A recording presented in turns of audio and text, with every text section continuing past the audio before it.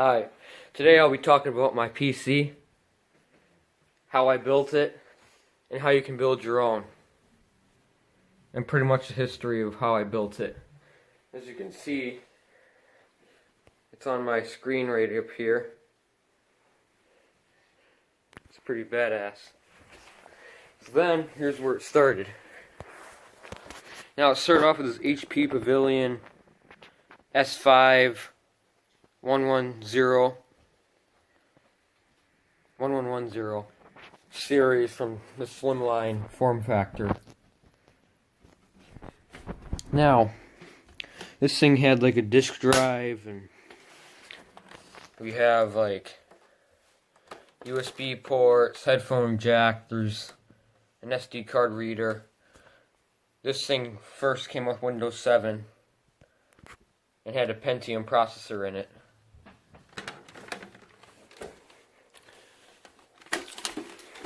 Now I'll go over the specs real quick. This thing has 4 gigabytes of DDR3 system memory, Intel Pentium G620 processor. I believe it's a G620. Intel HD graphics, a 750 gigabyte hard drive, a DVD drive, and a Windows 7 Home Premium. But yeah, let's see if I can get this thing open real quick.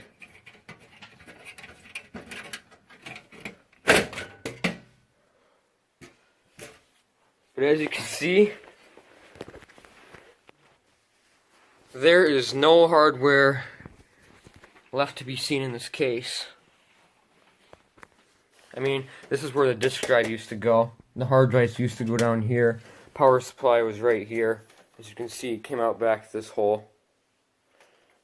Here's where you would put a graphics card, your I/O shield, which I never use on my new build. And yeah, it's basically how this thing started off. I basically took this thing out of this case. And let's go over here. Took this thing out of the case. And I built this case on my own. It's a glass case made out of, well, it looks pretty high quality in my opinion. It's not quite done yet. This is basically a prototype model of this case. It's not quite done. You see, I have to fix up some of this stuff. I'm going to use some epoxy instead of the stuff down here that I used. But yeah, it's booted up on my screen. So basically, I took this from one of those box TVs that had like a stand, and this was these were the glass doors. I pulled off of it before we threw it out. I pulled them off and used them. And then these are for a chandelier. Those are extra pieces for a chandelier, metal pieces here. Quite nice. As you can see, there's the SD card reader, the headphone jack, the USB ports, and stuff. There's the DVD drive, my hard drive. You see, this computer had a fault hit. The hard drive died in it, so that's why. Like, okay, I can explain the story. So basically, what happened is my grandparents had this computer. And it was their computer. It was a pretty decent computer, actually, back in the day. Yet it's only like 7 years old. Here's the old hard drive sticker. It's an old one. But the hard drive died in it after they got a virus on it. Because they're not really technically experienced for technology. So yeah, they got a virus on their computer. Then they handed it to me, and I repaired it for them. And they actually bought a new computer, which they chose a good one. But back to this computer. Okay. Now, I'm going to go over the specs real quick. Let's go to Jesus phone. Let's go to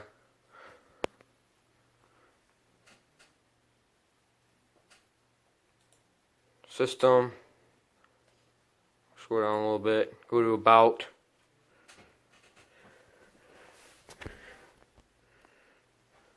And as you can see, we have a Pentium G620 clocked at 2.6 gigahertz with 4 gigabytes of RAM. It's running on Windows 10, which I installed on it. Now I'm going to be doing a mod with this Xbox One Connect to be a face cam so I can do some gaming videos that I hook up to this computer. Yeah, this would be a really cool system once it's done. It's not quite done yet. I'm going to need to do some upgrades. But right now I'm going to shut it down. And then I'll show you the technology in more detail. Okay. We are now pretty much shut down, not quite yet. Screen went black. No signal. Give it a minute. Okay, the PC is shut down. Now you're going to unplug it.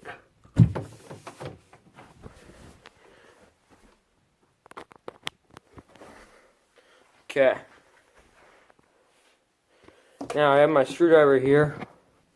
We're going to take it apart. Okay. We're going to take it apart real quick. As you can see, it's unplugged. And look. Okay, never mind. Well, if you saw that green light, it means there's still power inside the power supply in the capacitors. And basically, there's still power going through the computer. So you want to do this, press the power button to drain it out of its power. So then what you're going to do is you're going to unplug this. So I need that in there right now. Okay. Let's start off with the hard drive. I'm going to unplug it real quick. Okay, here is my Hitachi drive. This is my system drive that has Windows loaded on it. The important one, pretty much. It's 250 gigabytes. And this drive is actually dying, so I'm going to clone it so that this drive, this Seagate 1 terabyte, just dang camera will focus. The Seagate 1 terabyte hard drive I'm going to use is my drive for my system when I get it cloned, when I clone my drives. So now what we're going to do is we're going to unplug this stuff from the disk drive.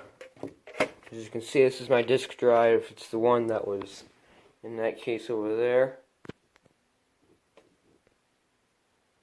Yeah. So then, what we're going to do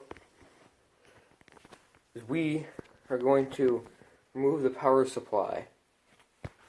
And to do that, we've got to unplug some cables. First one we're going to start with is the CPU power connector, which is right here. This powers this CPU, not the fan, but it powers the CPU. It powers the CPU. I'm going to unplug it. Okay. So now we have the CPU power connector unplugged. Then we can unplug the motherboard connector, the 24 pin, which powers the board.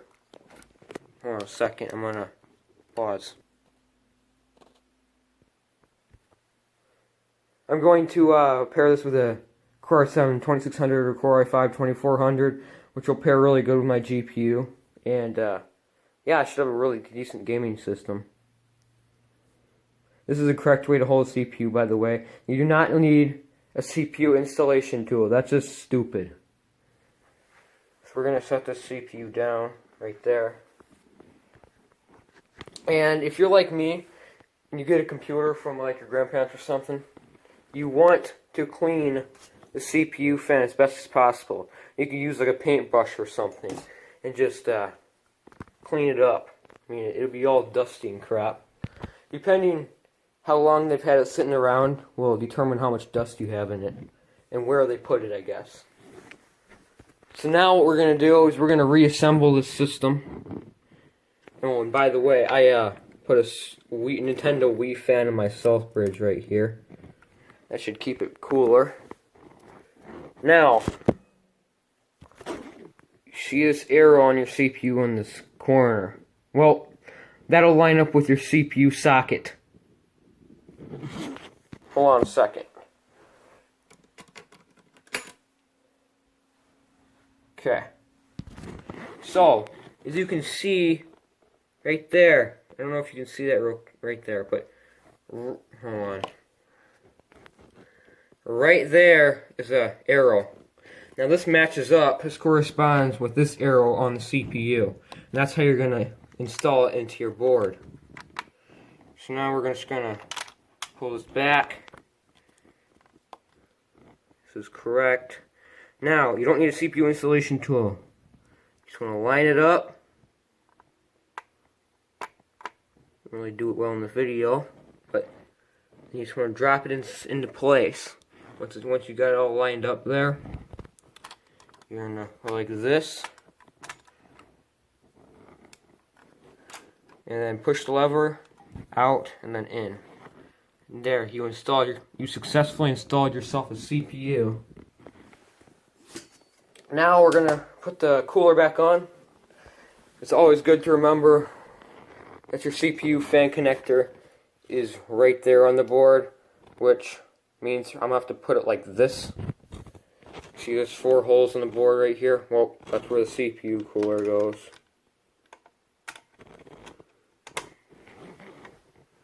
Now, hopefully my thermal paste works after this, but now, hold on a second. Let's see if I can do this. So now we're gonna get this going. Start screwing these things in. Like I said, crossways. If you know what I'm saying. This might be a little bit of a big screwdriver, but it's better than using a pocket knife. This will work completely fine. As you can see, if you don't get in the middle of the screw, it kind of goes against the fan. Now I didn't screw these all the way into place. As you can see, there's still some room before they're screwed in, and this is not crooked either. So that's what we're doing. Continuing, we screw these in. Also be careful not to slip off and hit your motherboard, because that'd be really bad for your board. So now we're going to just finish off screwing all these screws in. These flare screws on the CPU cooler until they're exceptionally tight. So you want good contact with your CPU. Good contact between your CPU and your CPU cooler, that is.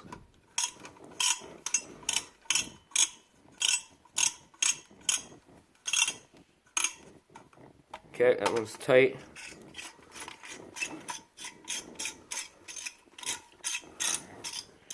Now I'm gonna finish up the screw and I'll be back. As you can see, my CPU cooler is now installed. And now we're gonna reinstall. Hold on. We're gonna reinstall my RAM stick.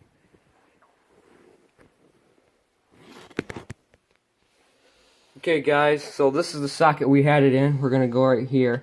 It's always good to put the RAM in dual channel. You can see it lines up with the smaller mark on the board between the bigger one and the bigger one.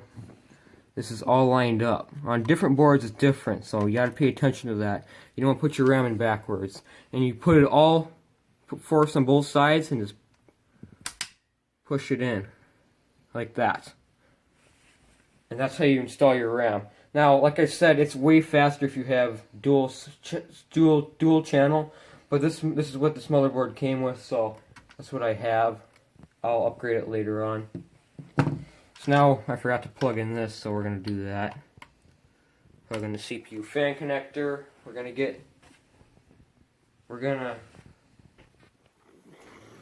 Okay, guys. So now we're plugging in the motherboard cable. Let's see. My CPU power connector, disk drive, and lastly our hard drive. Now we're gonna boot up the system. Give me a minute. And as you can see, guys, we have a working computer. We're gonna let it boot up into Windows real quick. Okay, so there we are. It's on the screen, and I have my, no I don't actually. I'm gonna hook up my keyboard and mouse real quick. As you can see, I have a nice speaker system down there as well. It's an alarm clock actually. I know it's not great, but it works. Sounds pretty decent. Now, keyboard. Okay, guys. So now I'm gonna put this glass cover back on. There we go. Then we're gonna go on my TV here, and well, what we're actually gonna do is we're gonna attempt to launch the game. I'll show you why I need some upgrades. Try getting into Steam. Hopefully it works. It takes a little while because of the fact. Start in offline mode. I don't have anything connected to it right now for Wi-Fi. No, I didn't say go there. Okay, so now we're gonna go to games. Yep, here we go. There's GTA 5. Go to play. We're gonna try just to play the regular version because it's less processor intensive. Now I have this computer set to max when it comes to power consumption. So it basically has like the most power it can run. We're gonna have to run this in safe mode. As you can see, I really need a graphics card. I mean, it kind of sucks. It kind of sucks because I really need a graphics card in order to actually get this to run like an awesome machine. Now, as this loads up, while we're waiting for this game to load up, will actually open. We can take a look. This dead motherboard. Yes, it's a dead motherboard.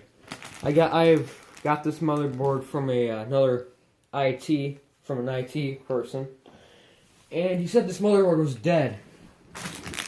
Apparently.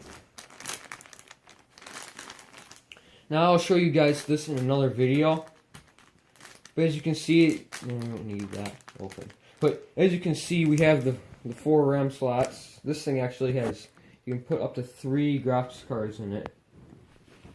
Except, you always want to use the X16 slot because it gives you the most PCIe lanes, PCI Express lanes you can have, mostly you can have. And it has 1.0, it has 16 3.0, which will support the 1070 no problem and get you all the FPS that it's capable of. Now, this motherboard is apparently dead. There's one way to figure that out. Only problem is, you see the CPU here, the CPU socket, there's no CPU. So it's really hard to test, if you know what I mean. This motherboard's a little screwed though, apparently. Now, I know there's no coolers on the chips here, and that's some thermal paste, if you're wondering. See, rest in peace, motherboard, until I figure out what the heck's going on with it. You see, I can't troubleshoot this board without a CPU. That's the problem. And this motherboard also does not have a video output as well, so it also requires a graphics card. See how that sucks. Okay. Now, hold on. Now, as you can see, we have speaker system. Sounds pretty good as well. It's not bad. I mean, it runs the game.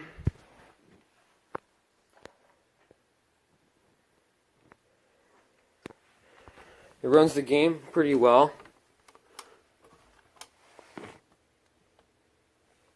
What the hell happened to this thing? This thing's weird sometimes. Okay, so the main point is we're running on GTA 5. Now, when this game loads up, it's not going to be that particularly pretty because I don't really have a graphics card to run in the system. Which I think it might be. Yep, here we are. We're finally getting into the game. Now, this is not going to be fun. Exactly. But, hey, we're into GTA 5. It kind of, you see, if you know what I mean, it's not really working